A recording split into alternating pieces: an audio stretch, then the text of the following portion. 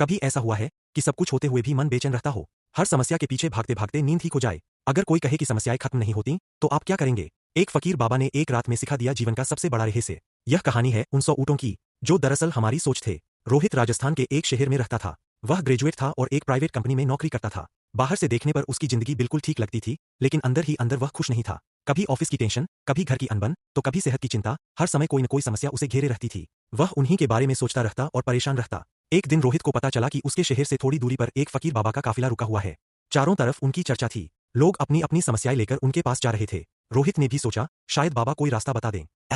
छुट्टी के दिन सुबह सुबह वह काफिले में पहुंचा। वहां पहले से ही लोगों की भीड़ थी। काफी इंतजार के बाद उसका नंबर आया। रोहित ने हाथ जोड़कर कहा, बाबा, मैं बहुत दुखी हूँ। समस्याएं मेरा पीछा नहीं छोड़ती। कृपया कोई उपाय बताइए जिससे मेरे जीवन की सारी परेशानियां खत्म हो जाए और मैं चैन से जी सकूं।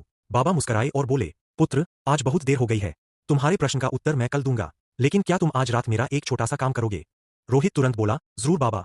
बाबा ने कहा, हमारे काफिले में 100 ऊँट है। उनका रखवाला बीमार है। आज रात तुम इनकी देखभाल करना। जब 100 के 100 ऊँट बैठ जाए, तब तुम भी सो जाना। इतना कहकर बाबा अपने तंबू में चले गए। रोहित पूरी रात कोशिश करता रहा। वह एक ऊँट को बैठाता, तभी कोई दूसरा खड़ा हो जाता। कभी इधर, कभी उधर, पर सारे ऊँट एक साथ बैठते ही नहीं थे। रात बीत गई और रोहित की आंखों में नींद नहीं थी। सुबह बाबा आए और मुस्कुराकर पूछा, कहो बेटा, नींद कैसी आई? रोहित थके स्वर में बोला, बाबा, मैं एक पल भी नहीं सो पाया। मैंने बहुत कोशिश की, लेकिन सारे ऊँट कभी एक साथ बैठे ही नहीं। रोहित थोड़ा नाराज होकर बोला, बाबा, जब आपको पता था कि यह संभव नहीं है, तो आपने मुझसे ऐसा करने को क्यों कहा? बाबा शांत स्वर में बोले, पुत्र, यही तो जीवन का सच है। जैसे तुम सारे ऊँटों को एक साथ नहीं बैठा सके, वैसे ही तुम जीवन की सारी समस्याओं को एक साथ खत्म नहीं कर सकते। उन्होंने आगे समझाया, एक समस्या सुलझाओगे तो दूसरी खड़ी हो जाएगी। कुछ समस्याएं अपने आप खत्म हो जाती है, कुछ तुम्हारे प्रयास से हल हो जाती है, और कुछ, चाहे जितनी कोशिश करो, तुरंत हल नहीं होती।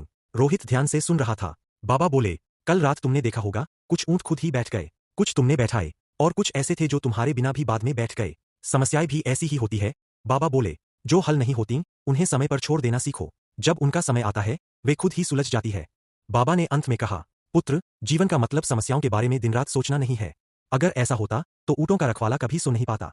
समस्याओं को एक तरफ रखो, जीवन का आनंद लो, ईश्वर का धन्यवाद करना सीखो। चैन की नींद सो, समय आने पर समस्याएं खुद ही हल हो जाएंगी। रोहित को मानो जीवन का सबसे बड़ा उत्तर मिल गया।